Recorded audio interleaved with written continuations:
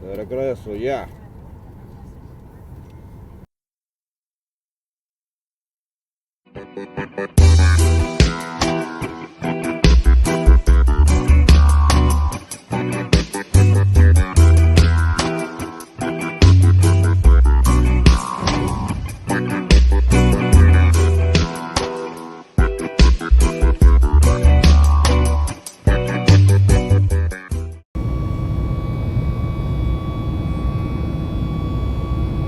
Till next time, DMV.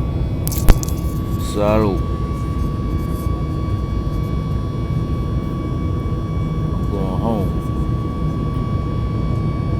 I'm going back like Joey Crack, the Don Cartagena Delina Mira.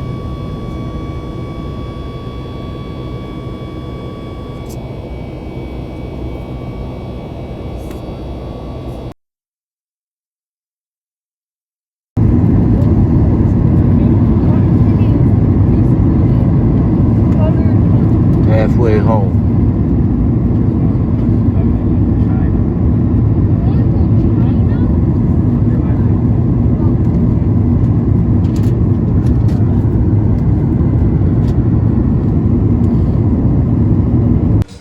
It's not where you're from, it's where you're at.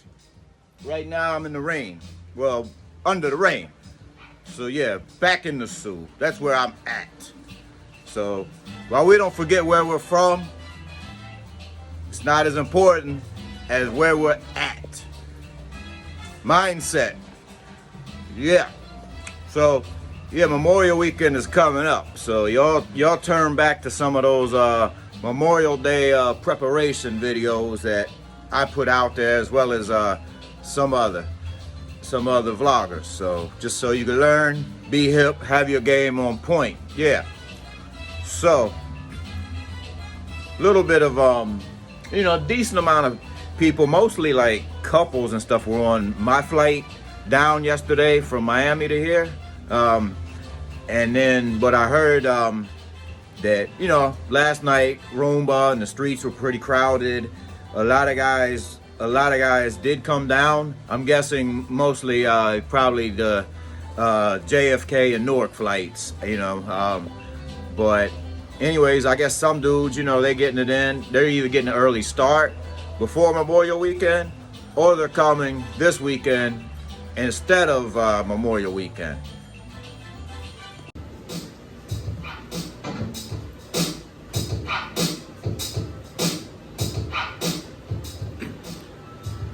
So, shout out to you guys, those that have subscribed, those that haven't, hit that subscribe. Give me a thumbs up. Give me a thumbs up. Knowledge and gems, what I do most of the time. A little nonsense here and there, but you get it. And this video, I want to shout out the expats that are just chilling. They're not on no financial get rich quick agendas. They just like enjoying life, having a good time, on a non-judgmental tip. And shout out to those of you that are looking to become an expat and just to have a peaceful, chill, enjoyable life, free of judgment.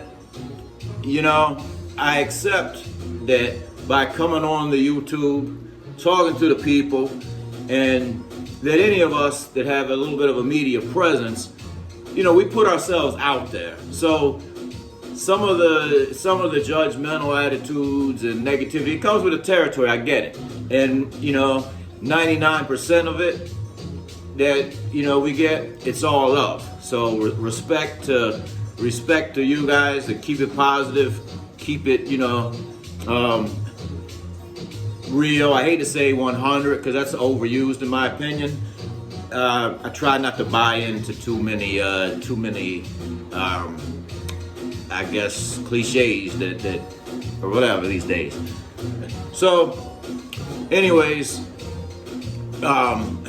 remember the movie Carlito's Way? Many of you do. Well, Carlito after running the streets, being that dude for a long time, he gets out of prison, returns to the block, and he's managing a restaurant or a bar, night spot. And then John Leguizamo's character, Benny from the Bronx,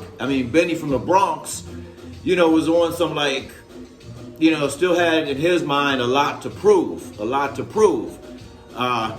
He's up and coming and still had a lot to prove, and still felt like he needed to go at Carlito. But Carlito was like, I'm not about that life. I'm trying to just live well, live right, live peacefully, and what have you.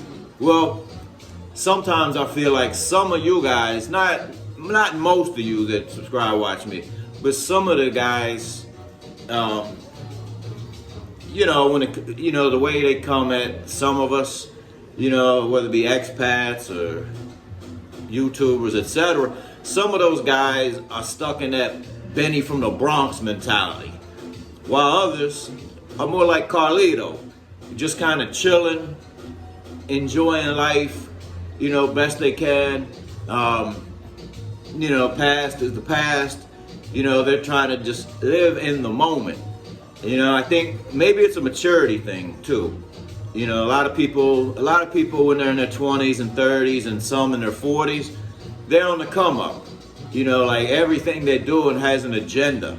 They're on the come up, and then guys get up in their 40s or 50s, and some it takes a little longer than others, and 60s, and we're just trying to live the best life we can. We're not trying to hurt nobody. We're not trying to rob nobody, steal from nobody, break any hearts, shatter any glass.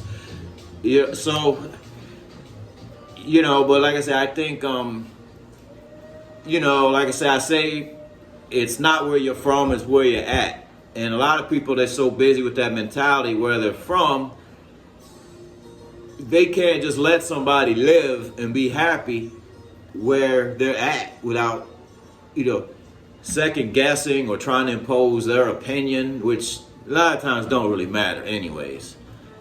I've heard some guys say, if you're a real dude from, I'm not gonna name states and cities, but if you're a real dude from here or there, I figure you go back once in a while, whatever. Not necessarily. A good friend of mine that's been loyal for 8-9 years, and lives on the South Coast. I'm not gonna mention his name. Many of y'all know him that have been down there. But brother's always been 100% straight with me, never led me astray, always looked out for me, and vice versa. He's lived in Dominican Republic 14 years now. And he's just living his life chilling. He's got a 6-figure pension, travels the island significantly, adopted the culture, adopted everything about Dominican Republic. And his people either they can come back and forth between the states and DR, or they passed away, unfortunately. The family he had in the States. So he has no motivation, no ambition. He doesn't need money from the States, that pension, but doesn't need to go there starting businesses, doesn't have a need to go there. So does he really need to go back? Absolutely not. Personally, I admit this, I just came back from the States and thought about a lot of this stuff, and I have no problem admitting I think I'm dysfunctional in the United States now. Part of it's because I can no longer drive because of my vision issues, which the last 6 months living in Florida, I wasn't driving. After I had a little accident, and my license is good till 2023, but after having a little accident, I just decided that it's whatever the insurance company decided. USAA decided we're gonna total the car and cut you a check. So I said, there it is. There it is. That's the sign I needed to just give up driving. It wasn't responsible for me anymore. Had they fixed the car, I would have drove a little longer. But that sped up my decision-making process to move here. So, I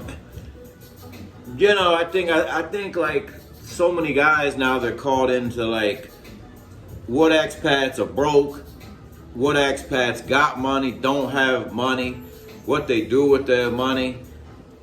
Unless an expat is asking you to borrow money or has stolen from you money, or is talking as if he could solve the world's problem with his bank account, or always talking about money, I think there's no point really in having a conversation or speculating who's got it, who doesn't have it. But a lot of guys like to just speculate for no reason. So yeah, in the States though, I felt like getting around there. My pops is an hour between DC and Richmond. So either airport is an hour. I fly in late. It was really hard since I haven't lived in the DMV since like 2002, 2003. I have a best friend of 25 years there and one sister. The other sister went back to Florida. And trying to get somebody to take me to the airport or pick me up from the airport. My dad will take me to Richmond in the daytime, but can't do Richmond. Richmond just costs a whole lot more money. And you always, of course, fly in to most places in the States. If you connect to Miami, you get there 10 or 11 p.m. at night. So it from the jump started out with me spending a lot of money in taxis and Uber just to get from A to B. Like locally, my dad would drive, if we went out to eat or, to the store or something, but,